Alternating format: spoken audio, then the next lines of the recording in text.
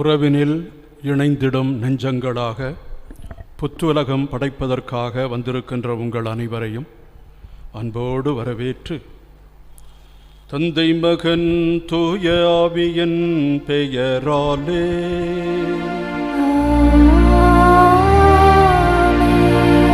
நம் ஆண்டவராகிய இயேசு கிறிஸ்துவின் அருளும் அன்பும் அமைதியும் உங்களோடு என்றும் இருப்பதாக.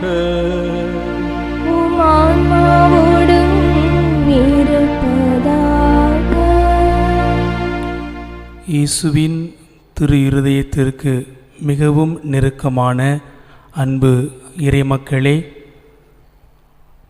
உங்கள் அனைவருக்கும் அன்பு ஆயர் அவர்கள் பெயராலும் புதுநிலையினர் பணியகம் மறைமாவட்ட குருக்கள் துறவியர் சார்பாகவும் பொதுநிலையினர் ஞாயிறு நல்வாழ்த்துக்களை அன்போடு தெரிவித்துக் கொள்கின்றேன். பொதுநிலையினரின் பாதுகாவலர் புனித தாமஸ் மூர் அவரது விழாவை ஜூன் 22 நாம் சிறப்பித்தோம்.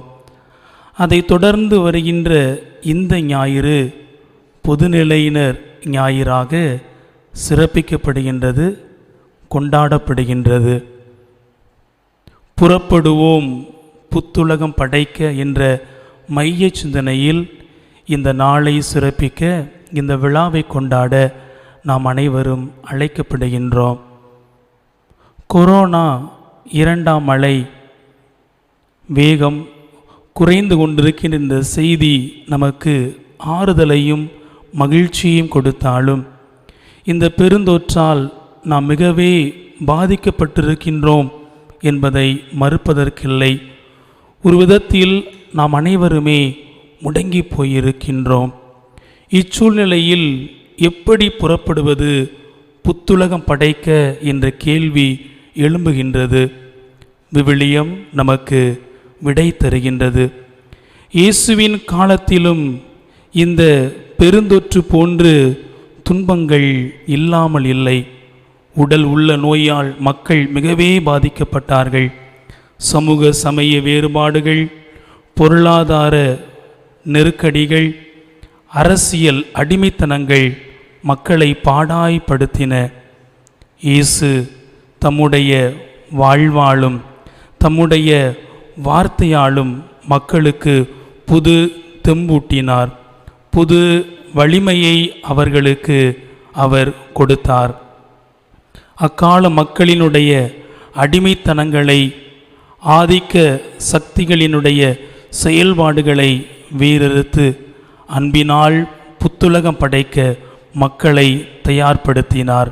பலன் கிடைத்தது. திருத்துதர் பணிகள் நூலில் நாம் வாசிக்கின்றோம். மக்கள் அனைவரும் ஒன்றாயிருந்தார்கள். தங்களுக்குள் இருந்த அனைத்தையும் பொதுவாக வைத்திருந்தார்கள். அவர்கள் ஒரு மனத்தோராய் கூடி ஆலயத்தில் ஜெபித்தார்கள்.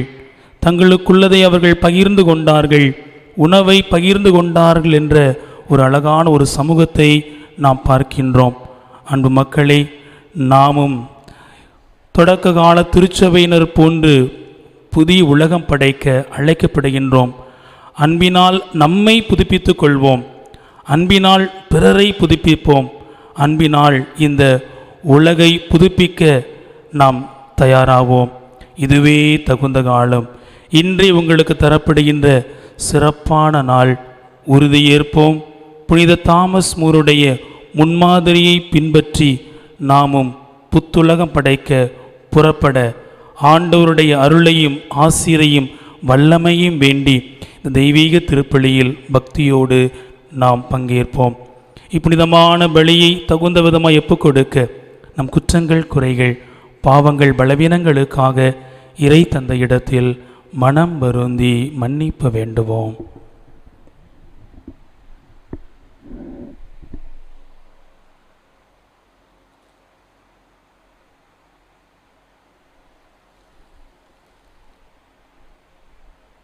புத்துலகம் படைக்க எங்களை தேர்ந்து கொண்ட ஆண்டவரே இரக்கமாயிரும்.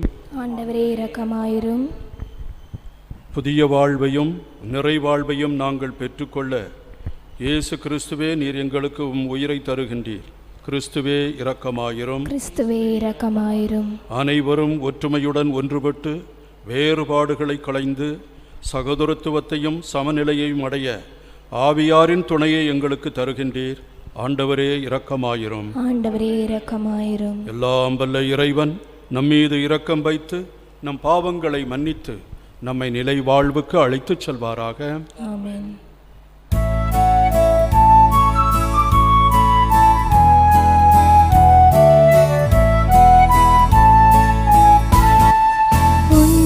உன்னதங்களிலே கடவுளுக்கு மாட்சி உண்டாகுக. உலகினிலே நல்மனத்தோருக்கு அமைதியாகுக. உம்மை புகழ்கின்றோம், உம்மை வாழ்த்துகின்றோம், உம்மை ஆராதிக்கின்றோம், உம்மை மாட்சிப்படுத்துகின்றோம். உமது மேலான மாட்சியின் பொருட்டு உமக்கு நன்றி கூறுகின்றோம். ஆண்டவராகிய இறைவா, வானுலக அரசரே, எல்லாம் வல்ல தந்தையாகிய இறைவா, ஒரே மகனாய் உதித்த ஆண்டவரே, இயேசு கிறிஸ்து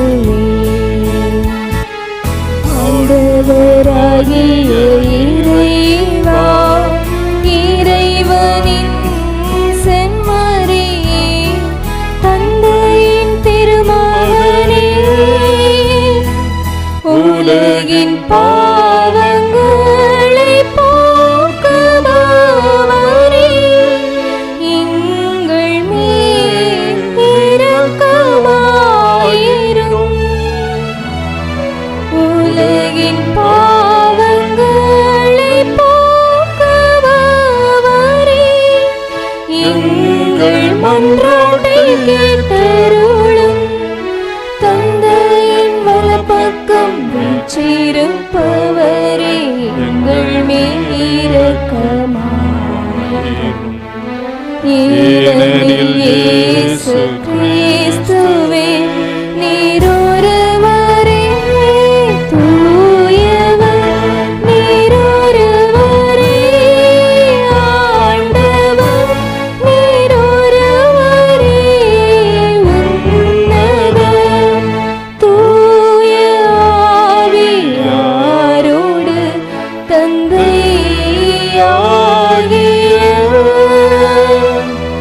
இறைவனின் மாட்சியில் இருப்பவர் நீரே.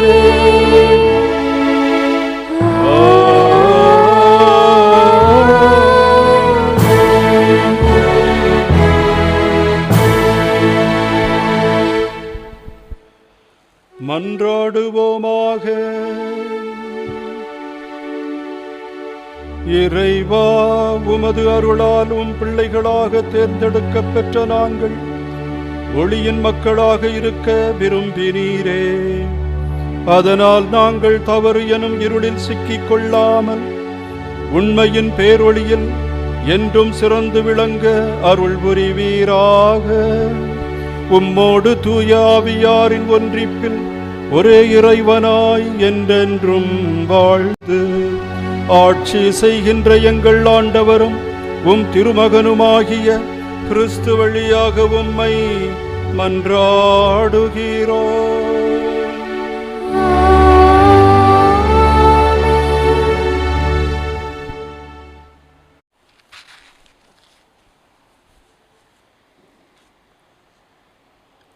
முதல் வாசகம். அலகையின் பொறாமையால் சாவு உலகில் நுழைந்தது. சாலமோனின் ஞான நூலிலிருந்து வாசகம். அதிகாரம் 1, இறை வார்த்தைகள் 13 15 வரை மற்றும் அதிகாரம் 2, இறை வார்த்தைகள் 23 24 வரை. சாவை கடவுள் உண்டாக்கவில்லை. வாழ்வோரின் அழிவில் அவர் மகிழ்வதில்லை. இருக்க வேண்டும் என்பதற்காகவே அவர் அனைத்தையும் படைத்தார். உலகின் உயிர்கள் யாவும் நலம் பயப்பவே. அழிவை தரும் நஞ்சு எதுவும் அவற்றில் இல்லை. கீழுலகில் ஆட்சி மண்ணுலகில் இல்லை. நீதிக்கு இறப்பு என்பது இல்லை. கடவுள் மனிதர்களை அழியாமைக்கென்றே படைத்தார். தம் சொந்த இயல்பின் சாயலில் அவர்களை உருவாக்கினார். ஆனால் அலகையின் பொறாமையால் சாவு உலகில் நுழைந்தது. அதை சார்ந்து நிற்போர் இறப்புக்கு உள்ளாவர். இது ஆண்டவர் வழங்கும் அருள்வாக்கு. இறைவனுக்கு நன்றி.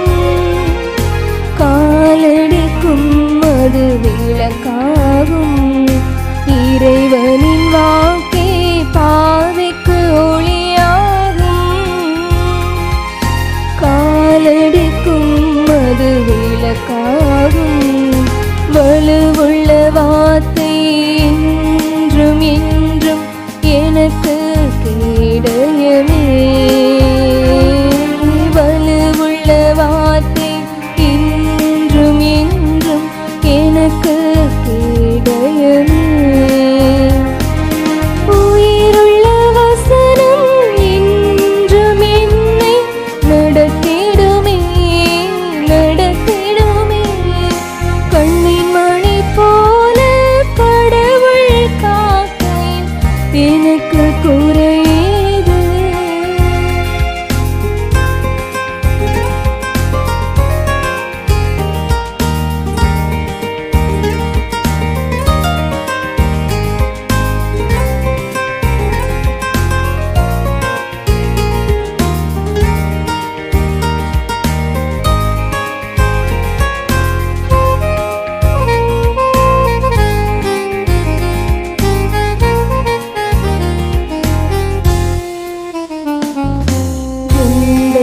அருகினில் அனைவரும் வீழ்ந்தாலும் எதுவும் என்னை அணுகாது. எந்தன் அருகினில் அனைவரும் வீழ்ந்தாலும் எதுவும் என்னை அணுகாது. செல்லும் இடமெல்லாம் என்னை காக்க தூதரை அனுப்பிடுவார். செல்லும் இடமெல்லாம் என்னை காக்க தூதரை அனுப்பிடுவார். கால்கள் கல்லில் மோதாமல் ஏந்தி தாங்கிடுவார், தாங்கிடுவார். கண்ணின் மணி போல கடவுள் காக்கையில் எனக்கு குறையேது. கண்ணின் மணி போல கடவுள் காக்கையில் எனக்கு குறையேது. அருளும் கோட்டையுமானவரே, அருளும் கோட்டையுமானவரே, அன்பின் தேவனாயிருப்பவரே, கண்ணின் மணி போல கடவுள் காக்கை எனக்கு குறையேது.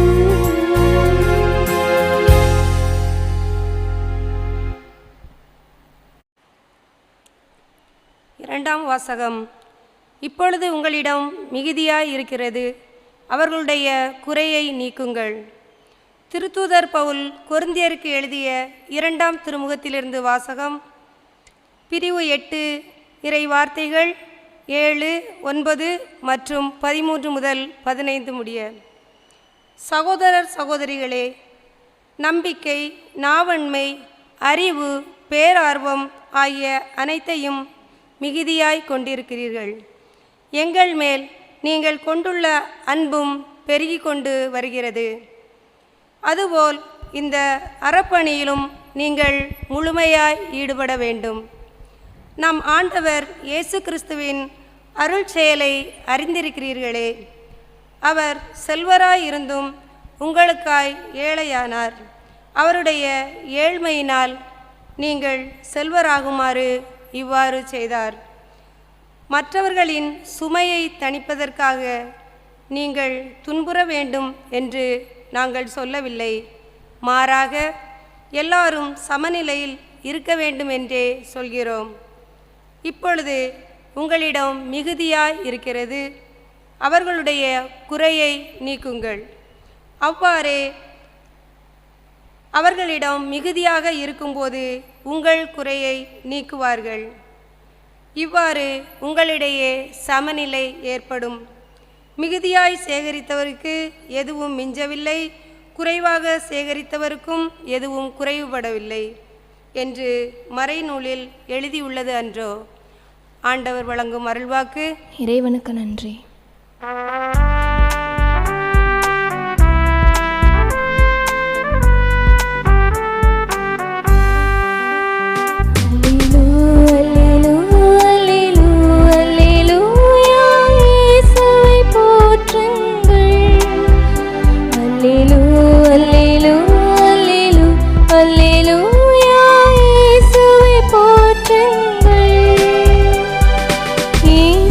போற்றுங்கள்,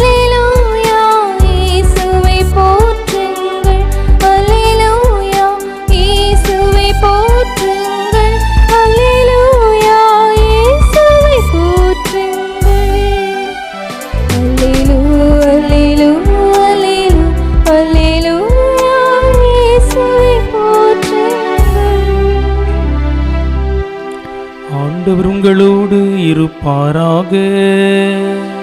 உம் ஆன்மாவோடும் இருப்பாராக. தூய மார்க்கு எழுதிய பரிசுத்த நற்செய்தியிலிருந்து வாசகம். ஆண்டவரே மாட்சி உமக்கே. அதிகாரம் 5 திருவசனங்கள் 21 முதல் 43 முடிய. அக்காலத்தில் இயேசு படகேறி கடலை கடந்து மீண்டும் மறுகரையை அடைந்ததும் பெருந்திரளான மக்கள் அவரிடம் வந்து கூடினர். அவர் கடற்கரையில் இருந்தார். தொழுகை கூட தலைவர்களுள் ஒருவரான யாயீர் என்பவர் வந்து அவரை கண்டு அவரது காலில் விழுந்து, என் மகள் சாகும் தருவாயில் இருக்கிறாள், நீர் வந்து அவள் மீது உம் கைகளை வையும், அப்போது அவள் நலம் பெற்று பிழைத்து கொள்வாள் என்று அவரை வருந்தி வேண்டினார். இயேசுவும் அவருடன் சென்றார்.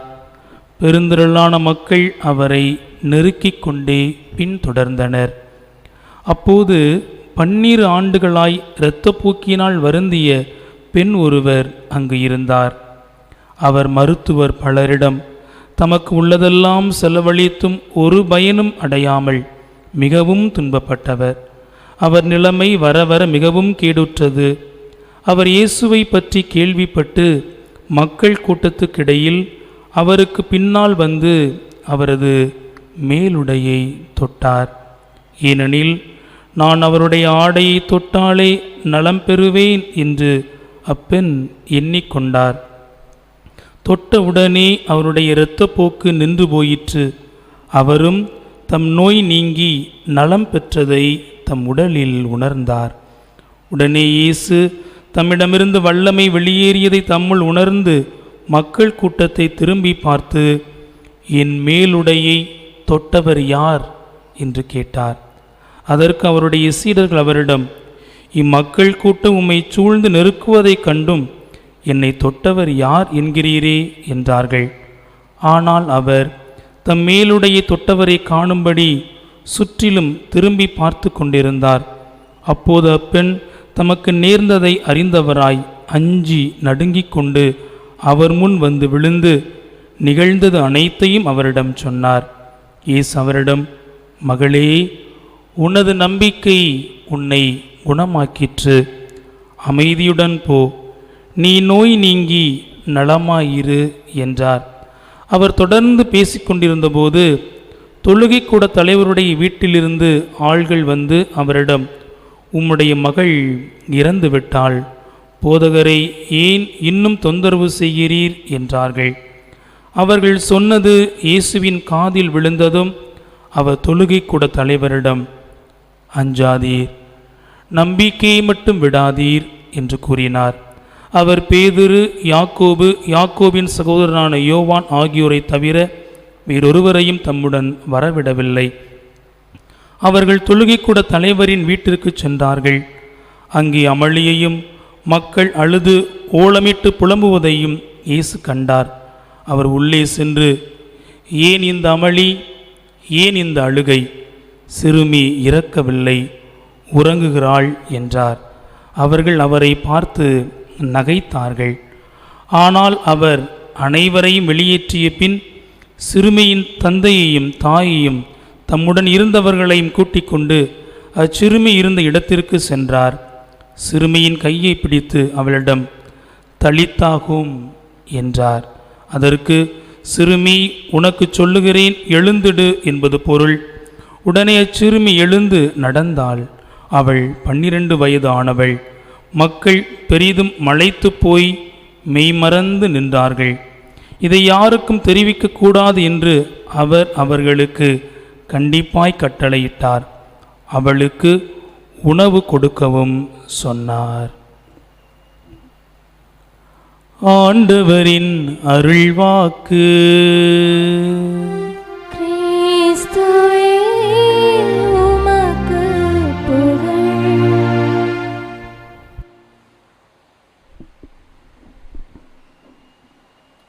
கிறிஸ்து இயேசுவில் எனக்கு மிகவும் பிரியமானவர்களே, உங்களுக்கு பொதுநிலையினரின் ஞாயிறின் இந்த அருமையான நாளிலே மறைமாவட்டத்தின் சார்பாகவும் பொதுநிலையினர் பணிக்குழுவின் தலைவர் தந்தை சகாயதாஸ் வல்தாரிஸ், இளைஞர் குழுவின் தந்தை டேவிட் இவர்களுடைய சார்பாகவும் என்னுடைய வாழ்த்துதலையும் வணக்கத்தையும் தெரிவித்துக் கொள்கிறேன். பொதுநிலையினருடைய நாளை நாம் இன்றைக்கு கொண்டாடுகிறோம்.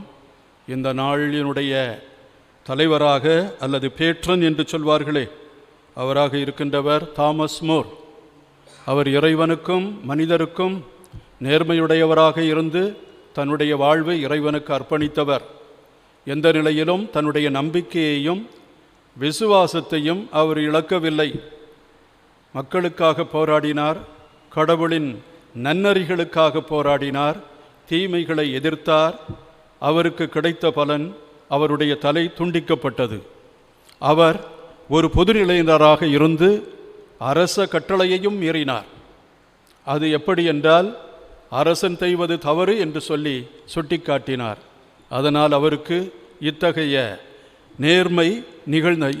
நிகழ்வு அவருக்கு கிடைத்தது என்பது நமக்கு தெரியும்.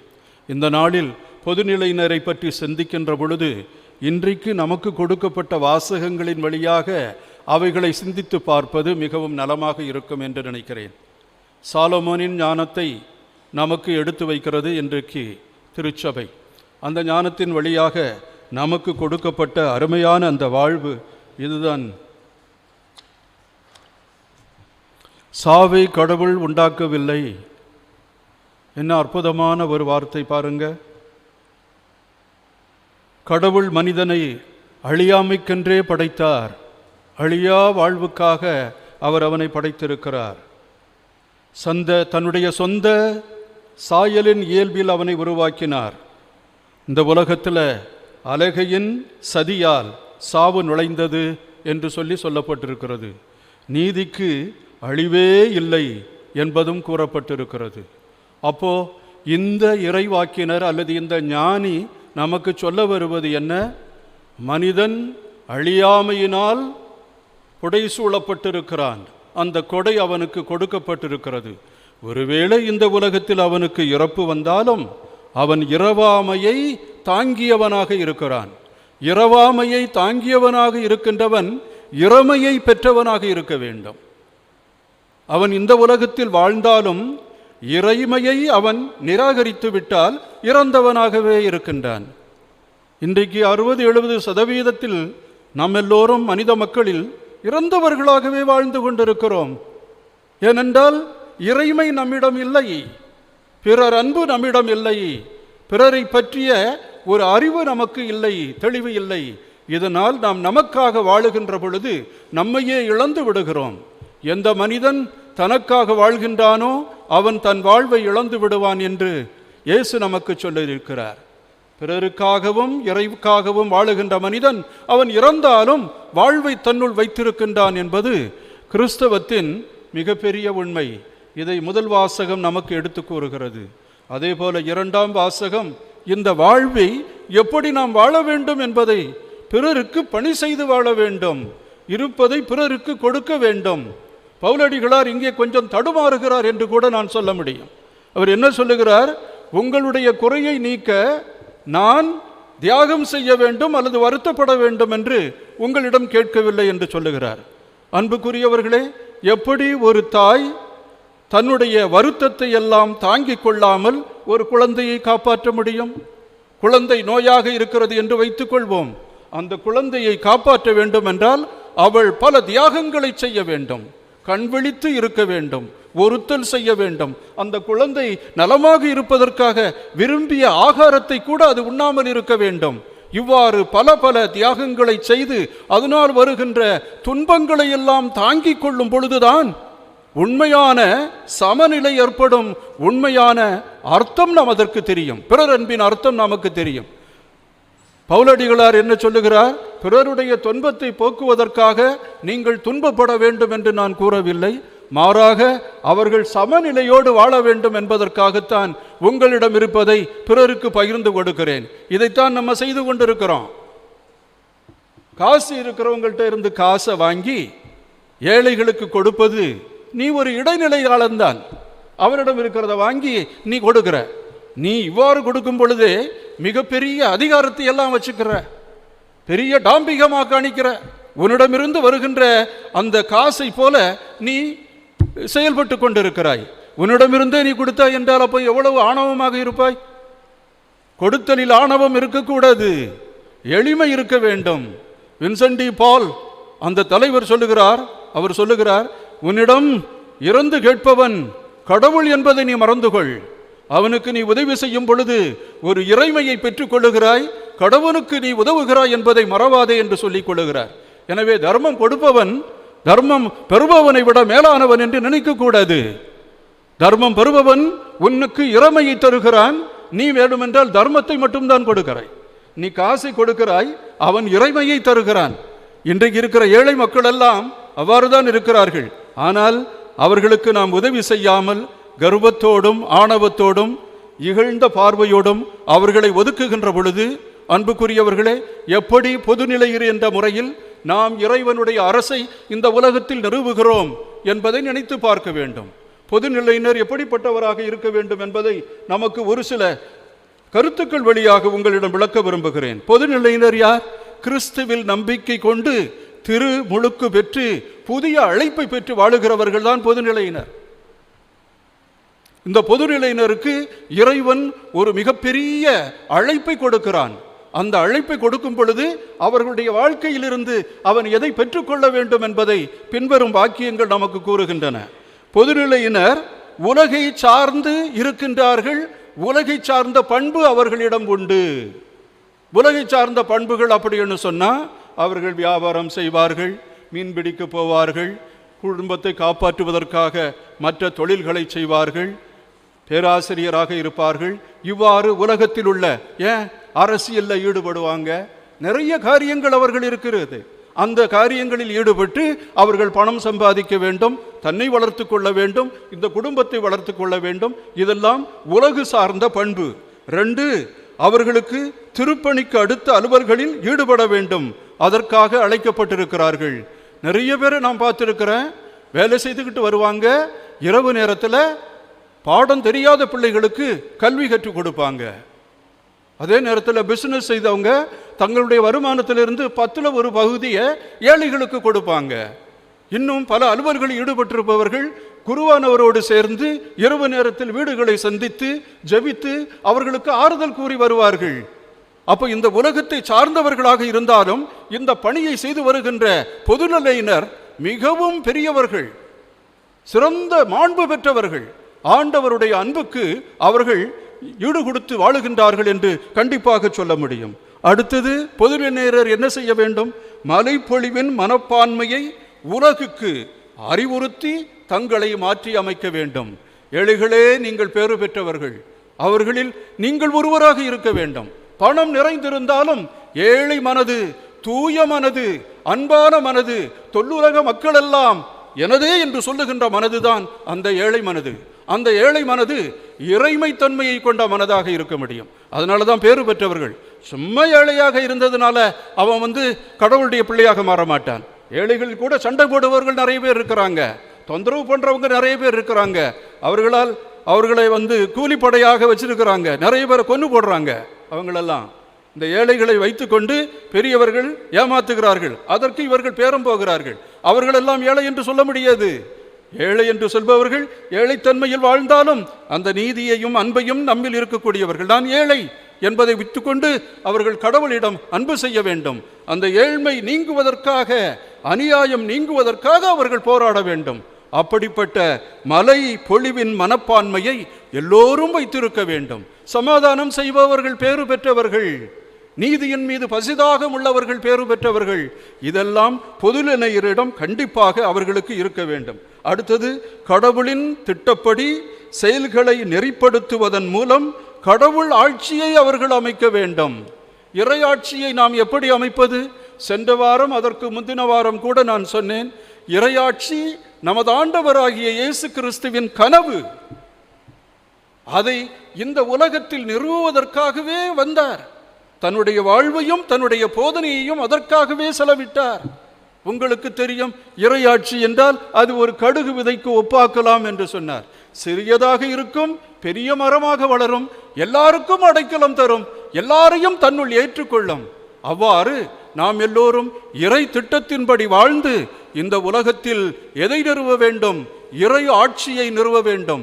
எனவே அனைத்து பொதுநிலையினரும் இறை ஆட்சியை நிறுவ அழைக்கப்பட்டிருக்கிறார்கள் என்பதை மறக்க கூடாது. குடும்பத்தோடு வாழ்வு பின்னி பிணைந்திருக்கிறது இந்த பொதுநிலையினருக்கு. இங்குதான் கடவுளின் அன்பு அவர்களுக்கு ஒரு அழைப்பாக மாறுகிறது. இயேசுவானவர் குடும்பத்தில் வாழ்ந்தார். ஒரு இளைஞனாக இருந்து அவர் உலகை எப்படி நோக்கினார்? இளைமை தன்மையை அவர் மாற்றி இந்த உலகத்தில் இருக்கிற குறைபாடுகளை எல்லாம் பார்த்து நொந்து கொண்டார். அடிமைத்தனம், ஏழ்மை, வறுமை, சண்டை, இவைகளையெல்லாம் பார்த்து அவர் மனம் நொந்தார். அதனால இந்த உலகத்தில் இருக்கிற ஆட்சி இதற்கு நிலையான அமைதியை கொண்டு வர முடியாது என்பது அவருக்கு தெரியும். அதனால்தான் என்ன அப்படி நீங்க நினைக்காதீங்க, கடவுள் ஏற்படுத்துகின்ற இறையாட்சியை உங்களுக்கு கொண்டு வருகிறேன். நீதியினாலும் அன்பினாலும் சகோதரத்துவத்தினாலும் ஒருவரை ஏற்றுக்கொள்வதனாலும் வருகின்ற அந்த ஆட்சி இருக்கிறதே, அதுதான் இறையாட்சி. நம்முடைய இந்த அரசியல் ஆட்சி எல்லாம் வெவ்வேறானது. எனக்கு ஒரு எம்எல்ஏ பதவி கொடு, அந்த இடத்துல நிற்கிறதுக்காக எனக்கு ஒரு எம்எல்ஏ பதவி கொடுக்கிறது. நம்ம எல்லாம் பாகுபாடு பார்த்து, இனம் பார்த்து, மொழி பார்த்து, ஜாதி பார்த்து, இவ்வாறெல்லாம் நம்முடைய அரசியல் ஆட்சியை வைத்துக் கொண்டிருக்கிறோம். ஆண்டவர் அப்படி பார்க்கவில்லை. ஆண்டியானாலும் அரசனானாலும் எல்லாரையும் அழைத்து ஒரு நல்வாழ்வு வாழ, ஒரு நல்லாட்சி அமைக்க அந்த இறைவன் விரும்புகிறார். இந்த இறை ஆட்சியில் வாழுகின்ற நமக்கு குறைவாழ்வு இருக்க முடியாது, நிறைவாழ்வு. 10:10 சொல்லுவார் யோவான் 10:10, நான் இந்த உலகம் வாழ்வு பெறுவதற்காக வந்திருக்கிறேன், இந்த மக்கள் எல்லாரும் வாழ்வு பெறுவதற்காக நான் வந்திருக்கிறேன், அதுவும் இறைவாழ்வு பெறுவதற்கு, நிறைவாழ்வு பெறுவதற்காக, இந்த மக்களுக்காக என் உயிரையும் கொடுக்க நான் தயாராக இருக்கிறேன். இயேசுவினுடைய வாழ்வை நாம் பிரதிபலிக்க வேண்டும். அந்த நிறைவாழ்வை நாம் பெற்றுக்கொள்ள வேண்டும், ஆக்கிரமித்துக் கொள்ள வேண்டும், நம்முடைய உடைமையாக மாற்றிக்கொள்ள வேண்டும். அந்த இறையாட்சி என்பதும் அந்த நிறைவாழ்வு என்பதையும் தான் இன்றைய 3ஆம் வாசகம் கூறுகிறது. பாருங்க, அந்த பெண் நோயினால் அவதிப்படுகின்றார்.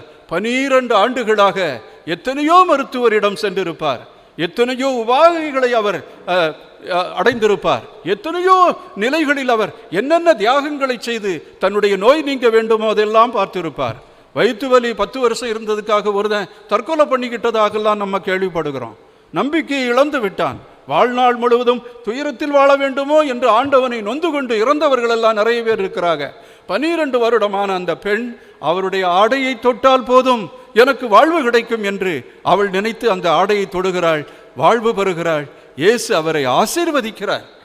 அவருடைய நம்பிக்கை அவர் யாரிடமுமே சொல்லவில்லை, அவர் நம்பிக்கையில் அவர் சிறந்து விளங்குகிறார். இதே போல பொதுநிலையினர் நம்பிக்கை உடையவர்களாக இருக்க வேண்டும். திருச்சபைக்கு அவர்கள் உதவி செய்ய வேண்டும். அவர்களுடைய மாண்பு, அவர்களுடைய கருத்துக்கள், அவர்களுடைய முன்மதிகள் திருச்சபையில் ஏற்றுக்கொள்ளப்பட வேண்டும். அப்பொழுதுதான் புத்துலகம் படைக்க நாம் புறப்படுவோம் என்ற அந்த விருது வாக்கானது கண்டிப்பாக நடந்தேறும். முன்னுரையில் கேட்டது போல, இந்த பொதுநிலையினரின் நிலைநாளில் நமக்கு கூறப்பட்டது போல புத்துலகம் படைக்க வேண்டும். அந்த புத்துலகத்தில் எல்லாரும் சகோதர சகோதரிகளாக இருக்க வேண்டும். இன்றைக்கு பாருங்க, எத்தனையோ பேர் அலக்களிக்கப்படுகிறார்கள், நிராகரிக்கப்படுகிறார்கள், ஓரத்தில் தள்ளப்படுகிறார்கள். சண்டையினாலும் போடுகின்ற ஆணவ பெருக்கினாலும் எல்லோரையும் அடித்து கேம்பெல்லாம், அகதிகள் கேம்பெல்லாம் நிறைய இருக்கு, அவங்களுக்கு சாப்பாடு கிடைப்பதில்லை, அங்கே அராஜகம் இருக்குது, வன்முறை இருக்கிறது, ஏமாற்றுதல், கொள்ளையடித்தல், எத்தனையோ துர்ப்பிரயோகங்கள் எல்லாம் நடந்து கொண்டிருக்கிறது. மனிதன் செத்து கொண்டிருக்கிறான். மனிதனுக்கு ஓநாயாக, பசாசாக அல்லது சாவாக மாறிக்கொண்டிருக்கிறான்.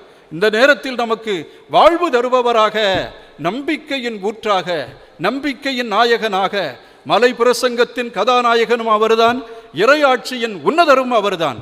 அவரை பார்த்துத்தான் நாம் எல்லோரும் அவரை கடைபிடிக்க வேண்டும். அவரிடம் விளங்கிய புண்ணியங்களையும் சமநிலை மனப்பான்மையையும் இறைமைத்தன்மையையும் பெற்று நாம் வாழும் பொழுது கண்டிப்பாக இந்த உலகத்தில் நாம் நிறைவாழ்வை கொடுக்கும் ஊழியர்களாக மாறுவோம்.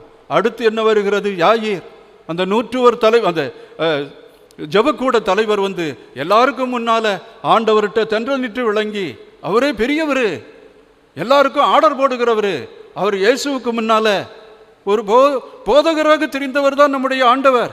எல்லா இடத்துலையும் வாண்டரிங் மெண்டிகன்ட் என்று சொல்லுவாங்க. பிச்சு எடுத்து அவர்களுக்கு போதனை தந்து, இன்றைக்கும் இருக்கின்ற குரு நவ சன்னியாசிகள் இருக்கின்றாங்க, சன்னியாசிகள் இருக்கின்றார்கள் இல்லையா, அதுபோல இயேசு தன்னுடைய சீடர்களை வைத்துக்கொண்டு ஊர் ஊராக எல்லா இடத்திலும் இறையாட்சியை பரவி கொண்டிருந்தார். அந்த ஆண்டவர்கிட்ட போய் காலில் விழுந்து, என் மகள் சாக கிடக்கிறாள், வந்து எனக்கு குணப்படுத்தும். போகும் பொழுதே பெரிய இடி வருகிறது, அவள் செத்து விட்டார், ஏன் வந்து ஆண்டவரை தொந்தரவு பண்றீங்க? ஒருவேளை ஆண்டவர் நின்று அந்த 12 ஆண்டுகளாக துயரமடைந்த அந்த பெண்ணை கூப்பிட்டு அதுல கொஞ்சம் நேரம் செலவழிச்சாரு, அதெல்லாம் பார்த்து யாயிர் என்ற அந்த ஜெபக்கூட தலைவன் நொந்திருக்க வேண்டும். என்னை வந்து காப்பாத்துங்க, என் மகளை வந்து காப்பாத்துங்க அப்படின்னு சொன்னா, இவ்வளவு நேரம் காலம் தாழ்த்துக்கிறீங்களே ஆண்டவரே, இந்த நேரத்தில் அந்த பொண்ணு இறந்துட்டா. அந்த செய்தியை கொண்டு வந்து நீர் வர வேண்டாம் என்று சொல்லுகிறார்கள். ஆனாலும் அன்புக்குரியவர்களே, ஆண்டவர் என்ன சொல்லுகிறார்? நம்பிக்கையோடு தைரியமாயிரு, கடவுள் உன்னை காப்பாற்று.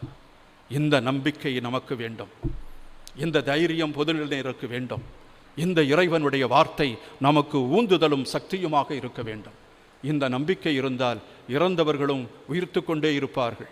நாம் வாழ்வின் மக்கள், வாழும் ஆண்டவரின் மக்கள், உயிர்த்த இயேசுவின் மக்கள், சாவையும் பாவத்தையும் வென்று நமக்கு வெற்றி வாகை சூடிய அந்த அன்பு இயேசுவின், உயிர்த்த இயேசுவின் மக்கள். எனவே நாம் துயரத்திற்கோ துன்பத்திற்கோ சாவுக்கோ அடிமைப்பட்டவர்கள் அல்ல. இவைகளில் இருந்து ஆண்டவர் இயேசு நம்மை மீட்டு விட்டார்.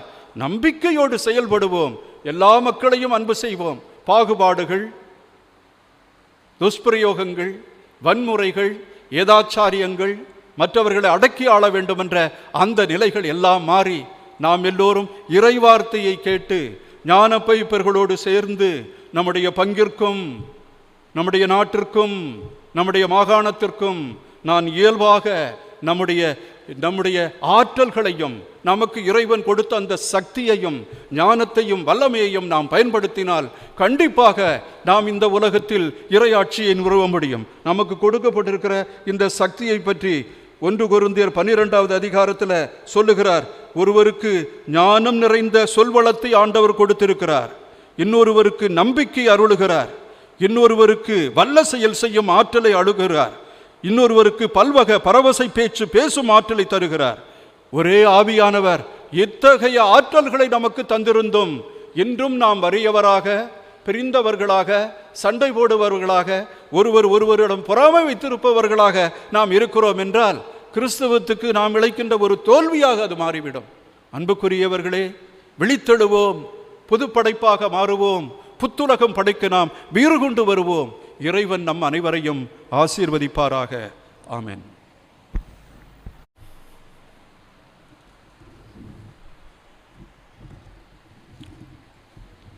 நம்பிக்கை அறிக்கை. விண்ணகத்தையும் மண்ணகத்தையும் படைத்த எல்லாம் உள்ள தந்தையாகிய கடவுளை நம்புகிறேன். அவருடைய ஒரே மகனாகிய நம் ஆண்டவர் இயேசு கிறிஸ்துவை நம்புகின்றேன். இவர் தூய ஆவியார் கருவுற்று தூய கன்னிமரியாவிடமிருந்து பிறந்தார். பொந்திய பிலாத்தின் அதிகாரத்தில் பாடுபட்டு சிலுவையில் அறையப்பட்டு இறந்து அடக்கம் செய்யப்பட்டார். பாதாளத்தில் இறங்கி 3ஆம் நாள் இறந்தோரிடமிருந்து உயிர்த்தெழுந்தார். விண்ணகம் சென்று எல்லாம் உள்ள தந்தையாகிய கடவுளின் வலப்பக்கத்தில் வீற்றிருக்கின்றார். அங்கிருந்து வாழ்வோருக்கும் இறந்தோருக்கும் தீர்ப்பு வழங்க வருவார். தூய ஆவியாரை நம்புகிறேன். புனித கத்தோலிக்க திரு அவையை நம்புகிறேன். புனிதர்களின் உறவு ஒன்றிப்பை நம்புகிறேன். பாவ மன்னிப்பை நம்புகிறேன். உடலின் உயிர்ப்பை நம்புகிறேன். நிலை வாழ்வை நம்புகிறேன். ஆமென். நம்மெல்லோரையும் திருமுழுக்கால் அர்ச்சித்து புனிதப்படுத்தி தன்னுடைய பிள்ளைகளாக அழைத்த இறைவனிடம் நம்முடைய ஏக்கங்களையும் தாபங்களையும் ஜெப வடிவமாக சமர்ப்பிப்போம்.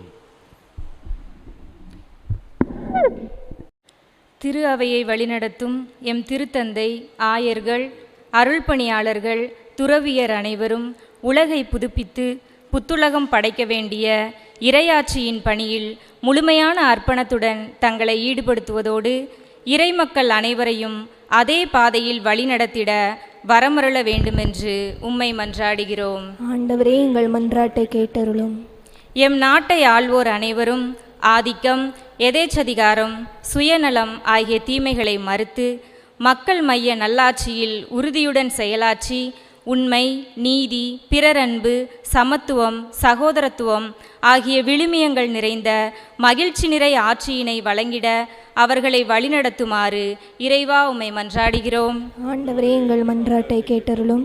திரு அவையின் செயல் வீரர்களாக திகழ வேண்டிய பொதுநிலையினர் தங்கள் திரு அழைப்பின் மாண்பை உணர்ந்து இறையருளாலும் ஆவியின் ஆற்றலாலும் நிரப்ப பெற்று திரு அவைக்கும் சமுதாயத்திற்கும் நலமிக்க பணிகளை செய்து திரு அவை சமுதாயத்தை புதுப்பிக்கும் கருவியாகவும் சமுதாயத்தை திரு அவையின் அருள் நெறி பிரதிபலிப்பாகவும் மாற்றிடும் வகையில் செயலாற்றிட வரமருள இறைவா உம்மை மன்றாடுகிறோம். ஆண்டவரே, எங்கள் மன்றாட்டை கேட்டருளும்.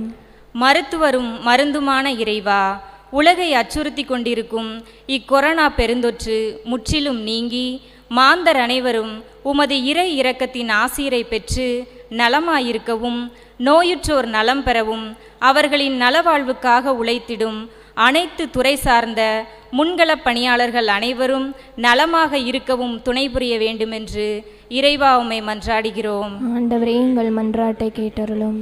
நித்திய வாழ்வு தருபவரே, கொரோனா பெருந்தொற்று பாதிப்பால் இறையடி சேர்ந்த ஆயர்கள், அருள் பணியாளர்கள், துறவியர், பொதுநிலையினர் அனைவருக்கும் நித்திய இளைப்பாட்சியை அளித்து வான்வீட்டில் தூதர்கள், புனிதர்கள் கூட்டத்தில் சேர்த்து நிலை வாழ்வின் மகிழ்வை அளித்திட இறைவா உம்மை மன்றாடுகிறோம். ஆண்டவரே, எங்கள் மன்றாட்டை கேட்டருளும்.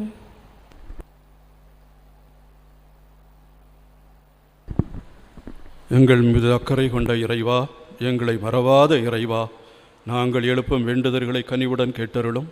முக்கியமாக கொரோனா தொற்று நோயினால் அவதியுறும் எம் மக்களையெல்லாம் நீர் பாதுகாத்து நடந்தவைகள் நடந்தவைகளாக இருக்க வேண்டும். இனிமேல் வருபவைகளை நினைத்து நாங்கள் நம்பிக்கையோடு எல்லாவற்றையும் எதிர்கொள்ள சக்தியையும் ஆற்றலையும் நீர் தருவீராக. பொதுநிலையினர் அனைவரையும் நீர் ஆசீர்வதிப்பீராக.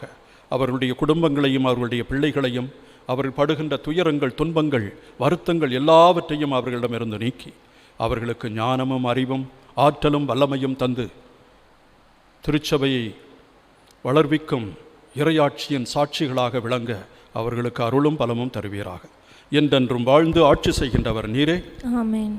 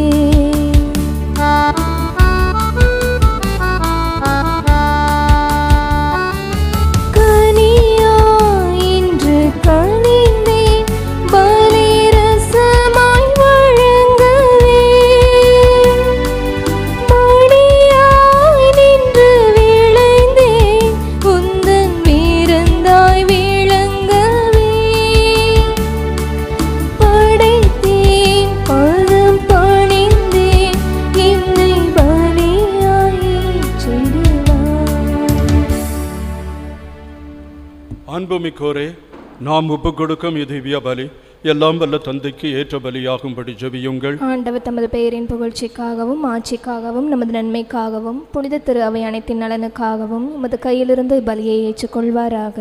இறைவா, நீரே அருள் கூர்ந்து ஏற்பாடு செய்யும் மறை நிகழ்வுகள் எங்களுக்கு நற்பயன் அளிக்க உம்மை வேண்டுகின்றோம்.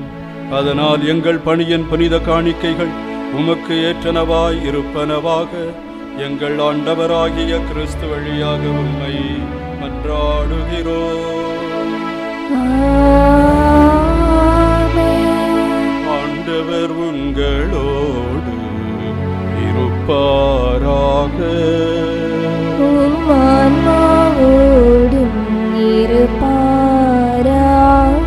இதயங்களை மேலே எழுப்புங்கள்.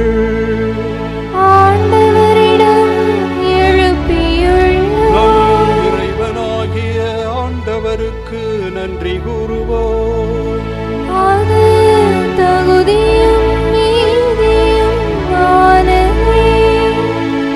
ஆண்டவரே, தூயவரான தந்தையே, என்றுமுள்ள எல்லாம் வல்ல இறைவா, எந்நாளும் எவ்விடத்திலும் நாங்கள் உமக்கு நன்றி செலுத்துவது மெய்யாகவே தகுதியும் நீதியுமாகும். எங்கள் கடமையும் மீட்புக்குரிய செயலுமாகும். ஏனெனில் நீர் உலகு அனைத்தையும் படைத்தீர், காலங்களின் மாற்றங்களையும் முறைப்படுத்தினீர். உமது சாயலில் மனிதரை உருவாக்கினீர். இவ்வுலகின் வியத்தகு பொருட்கள் எல்லாவற்றையும் அவர்களுக்கு பணிய வைத்தீர். இவ்வாறு அவர்கள் உமது படைப்பின் அனைத்தின் மீதும் பதிலாட்களாக ஆட்சி செலுத்தவும், செயல்களின் மேன்மையைக் கண்டு உம்மை இடையராது புகழ்ந்தேத்தவும் எங்கள் ஆண்டவராகிய கிறிஸ்து வழியாக செய்தருளினீர். ஆகவே நாங்கள் வானதூதர் அனைவரோடும் சேர்ந்து உம்மை புகழ்ந்தேத்தி அக்களித்து கொண்டாடி ஆர்ப்பரித்து பாடுவதாவது: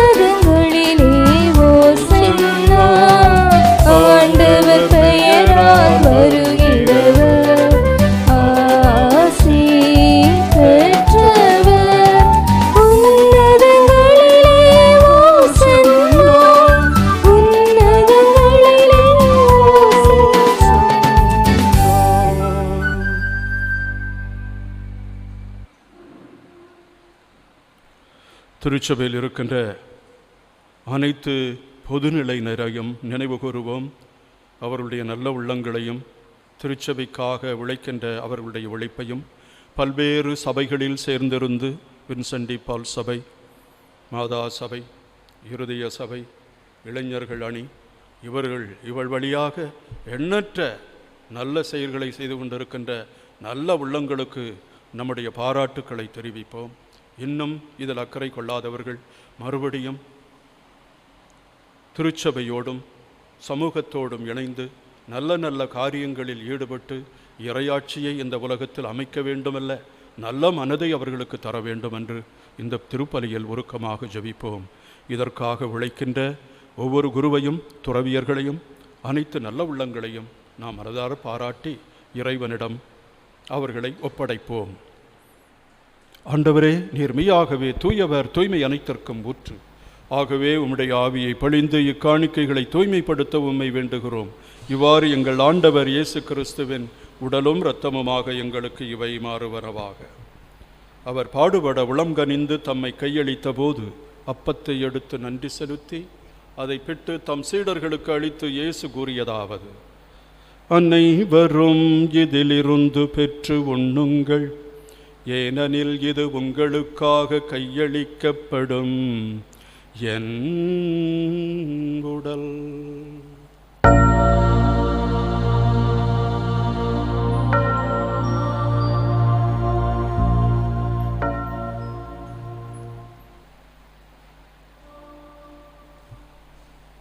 அவ்வண்ணமே இரவு விருந்தை அருந்திய பின் கிண்ணத்தையும் எடுத்து மீண்டும் உமக்கு நன்றி கூறி தம் சீடர்களுக்கு அளித்து இயேசு கூறியதாவது: அனைவரும் இதிலிருந்து பெற்று பருகுங்கள், ஏனெனில் இது புதிய நிலையான உடன்படிக்கைக்குரிய என் இரத்தத்தின் கிண்ணம். இது பாவ மன்னிப்புக்கென்று உங்களுக்காகவும் பலருக்காகவும் சிந்தப்படும்.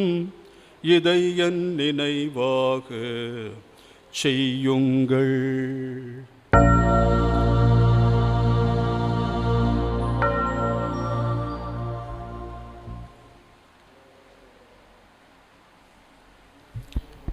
நம்பிக்கையின் மறைபொருள்.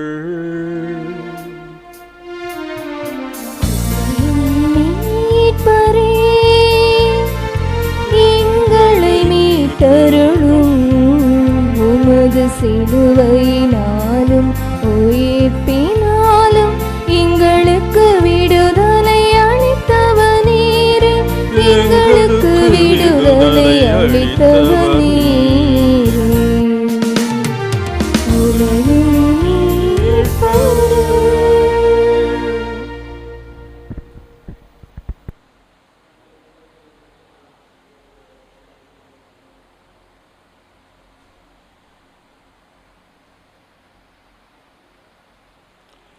ஆகவே ஆண்டவரே, நாங்கள் கிறிஸ்துவின் இறப்பினையும் உயிர்ப்பினையும் நினைவு கூர்ந்து வாழ்வு தரும் அப்பத்தையும் மீட்பளிக்கும் கிண்ணத்தையும் உமக்கு ஒப்புக் கொடுக்கின்றோம். உம் திருமண் என்று ஊழியம் புரிய தகுந்தவர்களை நீங்களை ஏற்றுக்கொண்டீர். எனவே உமக்கு நன்றி செலுத்துகின்றோம்.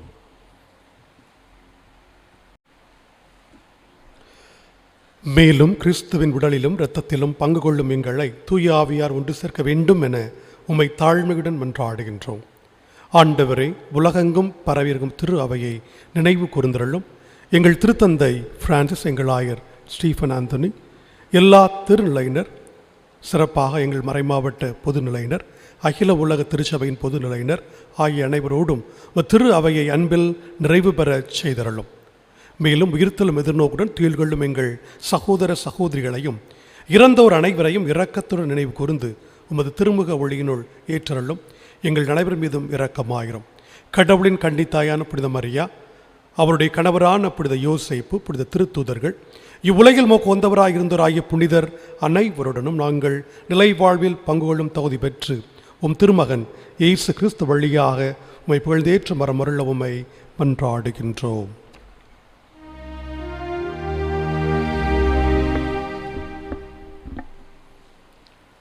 இவர் வழியாக இவரோடு இவரில் எல்லாம் வல்ல இறைவனாகிய தந்தையே, தூய ஆவியாரின் ஒன்றிப்பில் எல்லா புகழும் ஆட்சியும் என்றென்றும் உமக்கு உரியதே.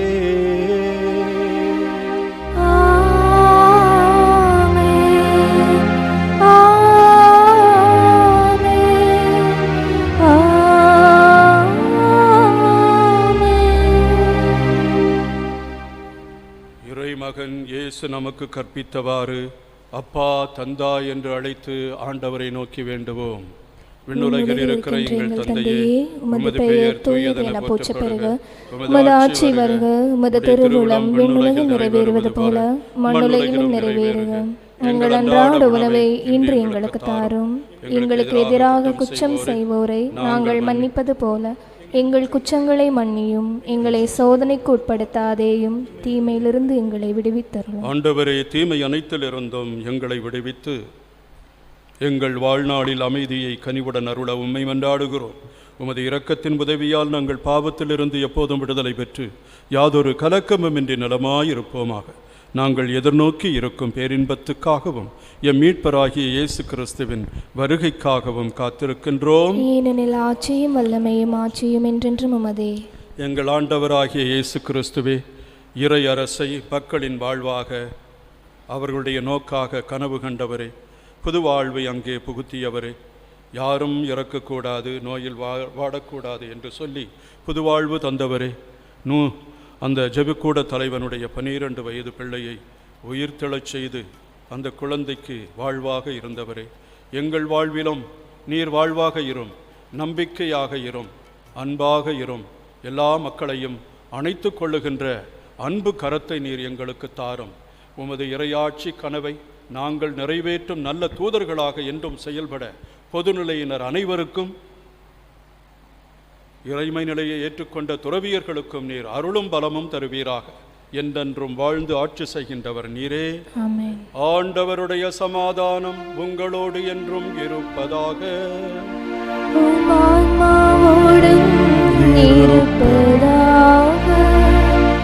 ஒருவருக்கொருவர் கிறிஸ்து விட்டு சென்ற அமைதியை அறிவித்துக் கொள்வோம்.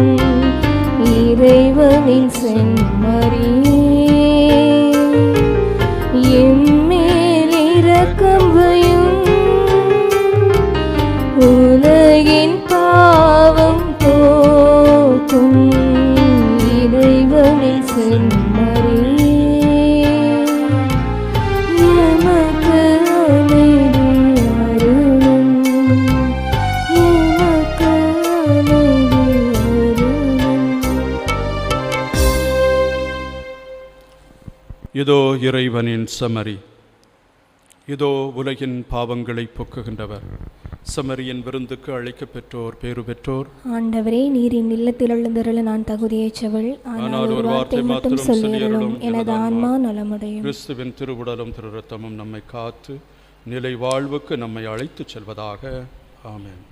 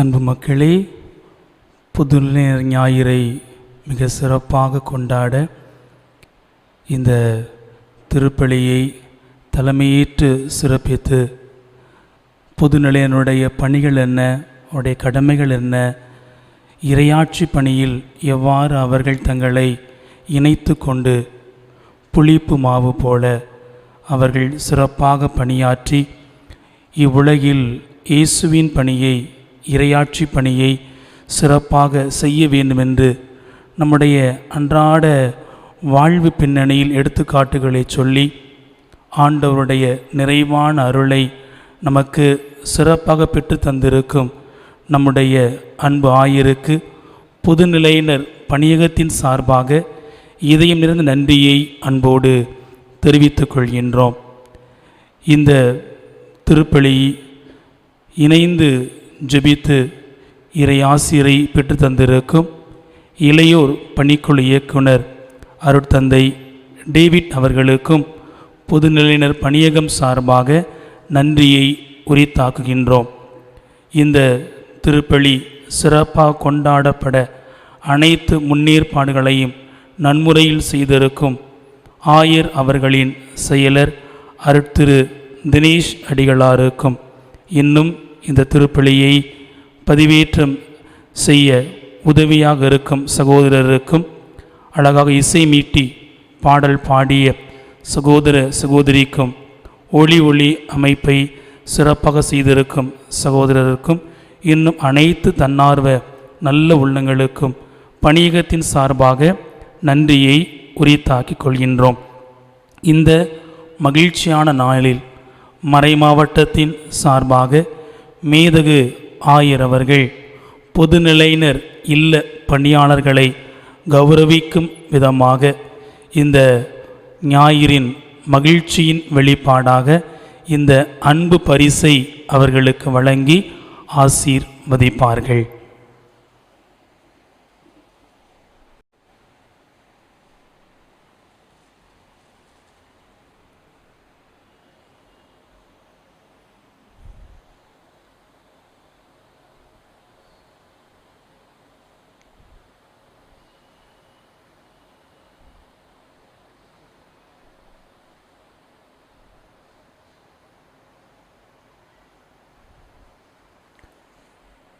மீண்டும் அனைவருக்கும் பொதுநிலை ஞாயிறு நல்வாழ்த்துக்கள்.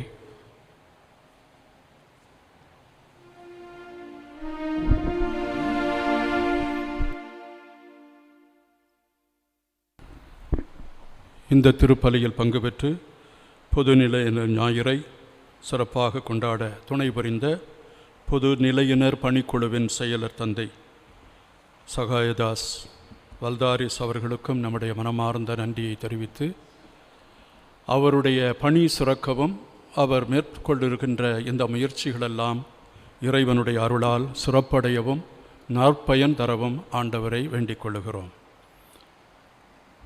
மன்றாடுவோமாக. ஆண்டவரே, நாங்கள் ஒப்புக் கொடுத்த உணவாக கொண்ட இப்புனித பலிப்பொருள் எங்களுக்கு வாழ்வளிக்க உம்மை வேண்டுகின்றோம். இவ்வாறு நாங்கள் முடிவில்லா அன்பினால் உம்முடன் ஒன்றிணைக்கப்பட்டு என்றும் நிலைத்திருக்கும் பனிதர அருள்வீராக. எங்கள் ஆண்டவராகிய கிறிஸ்து வழியாக உம்மை மன்றாடுகிறோம்.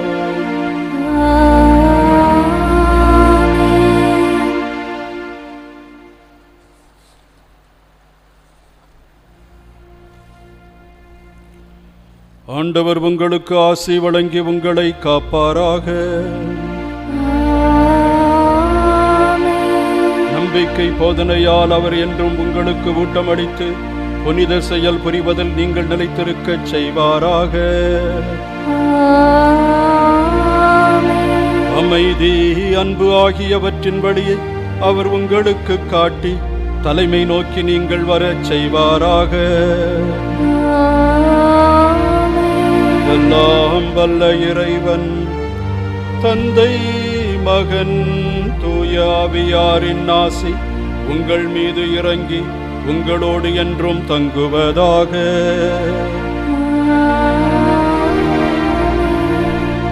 ஆண்டவரின் அன்பிலும் அன்னை மரியின் அரவணைப்பிலும் புனித தாமஸ் மூரின் பரிந்துரையிலும் சென்று வாழுங்கள். கடவுள் நம்மோடு.